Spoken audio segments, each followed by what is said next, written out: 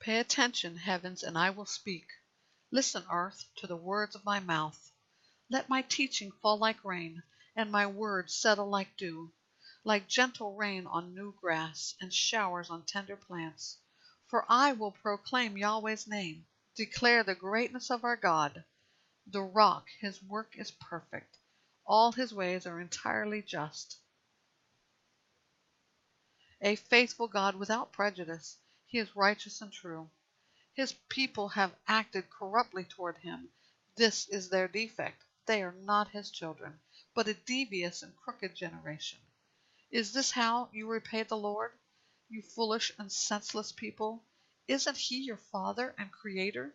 Didn't he make you and sustain you? Remember the days of old. Consider the years long past. Ask your father, and he will tell you, your elders, and they will teach you. When the Most High gave the nations their inheritance and divided the human race, he set the boundaries of the peoples according to the number of people of Israel. But the Lord's portion is his people, Jacob, his own inheritance. He found him in a desolate land, in a barren, howling wilderness. He surrounded him, cared for him, and protected him as the pupil of his eye. He watches over his nest like an eagle, and hovers over his young.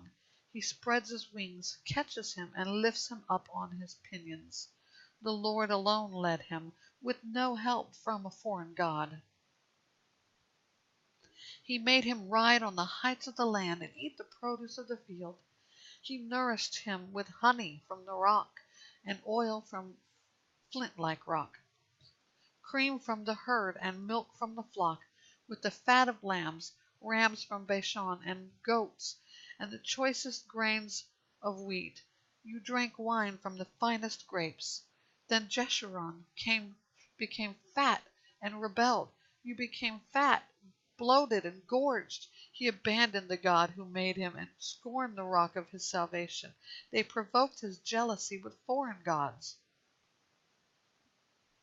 They enraged him with detestable practice. They sacrificed to demons, not God, to gods they had not known, new gods that had just arrived, which your fathers did not fear. You ignored the rock who gave you birth. You forgot the God who gave birth to you. When the Lord saw this, he despised them, provoked to anger by his sons and daughters. He said, I will hide my face from them. I will see what will become of them, for they are a perverse generation, unfaithful children. They have provoked my jealousy with their so-called gods. They have enraged me with their worthless idols, so I will provoke their jealousy with an inferior people. I will enrage them with a foolish nation. For fire has been kindled because of my anger, and burns to the depths of Sheol. It devours the land and its produce, and scorches the foundations of the mountains. I will pile disasters on them. I will use up my arrows against them. They will be weak from hunger, ravaged by pestilence and bitter plague. I will unleash on them wild beasts with fangs, as well as venomous snakes that slither in the dust. Outside the sword will take their children, and inside there will be terror. The young man and the young woman will be killed, the infant and the gray-haired man. I would have said, I will cut them to pieces and blot out the memory of them from mankind, if I had not feared insult from the enemy, or feared that those foes might understand and say, our own hand has prevailed. It wasn't the Lord who did all this. Israel is a nation lacking sense and no understanding at all. If only they were wise, they would figure it out. They would understand their fate. How could one man pursue 1,000, or two put 10,000 to flight, unless their rock had sold them, unless the Lord has given them up? But their rock is not like our rock. Even our enemies concede. From their vine is from the vine of Sodom, and from the fields of Gomorrah. Their grapes are poisonous, their clusters are bitter. Their wine is serpent's venom, the deadly poison of cobras. Is it not stored up with me, sealed up in my vaults? Vengeance belongs to me. I will repay. In time their foot will slip, for their day of disaster is near, and their doom is coming quickly. The Lord will indeed vindicate his people and have compassion on his servants when he sees that their strength is gone and no one is left, slave or free. He will say, where are their gods, the rock that they found refuge in? Who ate the fat of their sacrifices and drank the wine of their drink offerings? Let them rise up and help you. Let it be a shelter for you. See now that I alone am he. There is no God but me. I bring death and I give life. I wound and I heal. No one can rescue anyone from my hand. I raise my hand to heaven and declare, as surely as I live forever, when I sharpen my flashing sword and my hand takes hold of judgment, I will take vengeance on my adversaries and repay those who hate me.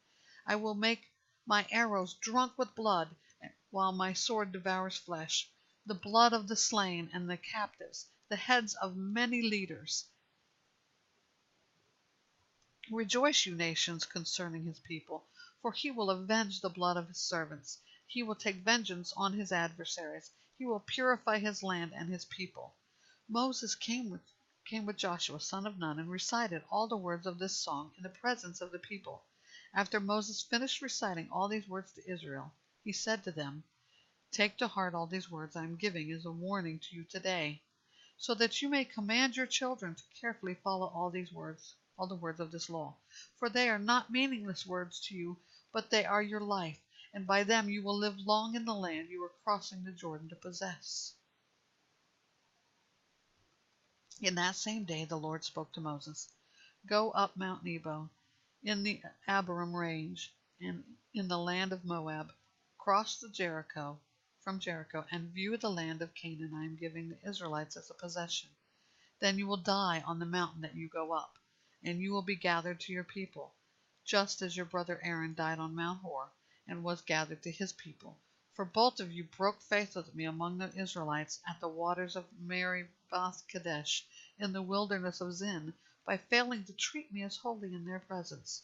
Although from a distance you will view the land that I am giving the Israelites, you will not go there.